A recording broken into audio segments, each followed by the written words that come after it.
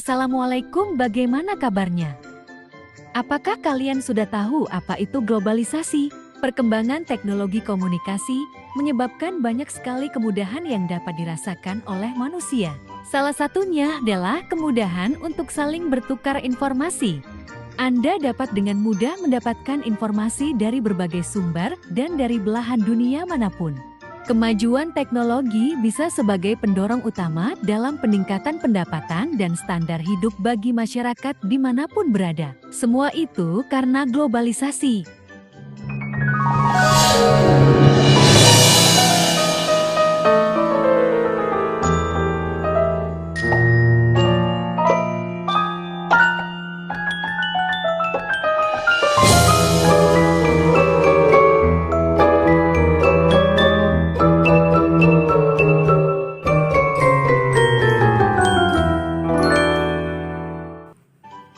Halo semuanya, bertemu dengan saya lagi, Sri Wahyunisi.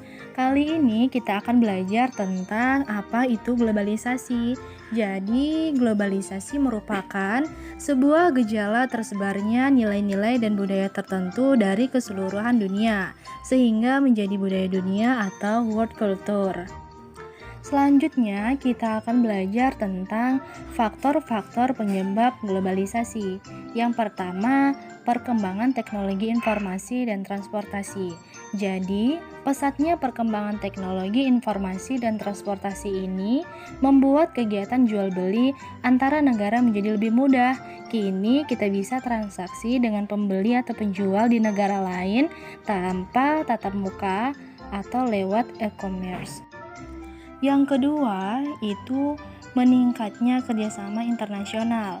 Jadi, kerjasama internasional ini memudahkan terjadinya transaksi antar negara yang kemudian turut meningkatkan jumlah produk yang masuk dari luar negeri dan juga sebaliknya. Selanjutnya, ada kemudahan transportasi.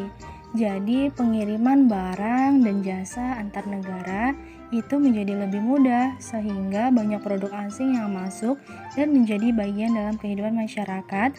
Tidak jarang lagi produk asing kemudian diadaptasi oleh masyarakat setempat sehingga terjadi penggabungan kebudayaan. Yang terakhir itu ada ekonomi terbuka. Jadi, perdagangan global yang terjadi saat ini dikarenakan karena negara-negara di dunia ini semakin terbuka satu sama lain, sehingga terjadi pertukaran produk dari satu negara ke negara lain. Selanjutnya, kita akan mempelajari aspek globalisasi. Dalam perkembangan globalisasi, ada 3 aspek, yaitu yang pertama, aspek ekonomi. Jadi, yang dapat dilihat dari meningkatnya perdagangan internasional ini, di mana segala aspek transaksi jual beli antar negara dapat dilakukan dengan mudah melalui berbagai macam e-commerce seperti Tokopedia, Amazon, eBay, dan Shopee, dan juga lain-lainnya. Selanjutnya, ada aspek sosial budaya. Jadi, yang dapat dilihat dari proses ini adalah masuknya nilai norma atau cara hidup hingga praktik kebudayaan secara terintegrasi dalam kehidupan masyarakat. Contohnya itu seperti pengaruh tren musik dari Amerika Serikat, kecantikan dan fashion ala Korea karena adanya pengaruh K-pop. Selanjutnya ada aspek politik. Jadi, di dalam era globalisasi ini membuat banyak terciptanya kerjasama politik seperti WTO, World Bank, dan lain-lainnya. Jadi, secara luas atau global, yaitu seperti kita mengajukan masalah lingkungan, kesetaraan, hak asasi manusia, dan sebagainya. Selanjutnya, kita akan belajar tentang ciri-ciri globalisasi. Jadi, ciri-ciri globalisasi yang pertama itu terjadinya kemajuan dan perkembangan teknologi dalam berbagai aspek. Yang kedua, terjadinya kerjasama ekonomi antar negara di dunia yang menyebabkan adanya ketergantungan antar pasar dan produksi ekonomi di negara. Ketiga, munculnya berbagai macam masalah bersama yang harus diselesaikan.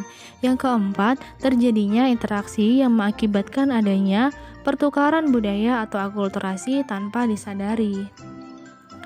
Apakah kalian sudah tahu apa saja dampak dari globalisasi? Jadi, globalisasi ini memiliki dampak positif dan negatif dalam kehidupan masyarakat. Dampak positif globalisasi yang pertama, masyarakat antar negara dapat berinteraksi lebih mudah dengan kemajuan teknologi.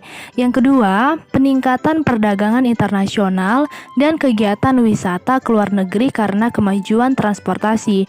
Ketiga, pengembangan ilmu pengetahuan yang semakin pesat. Yang keempat, menyebarnya informasi yang tidak dibatasi oleh jarak antar negara. Yang kelima, terjalinnya hubungan internasional antar negara yang semakin baik.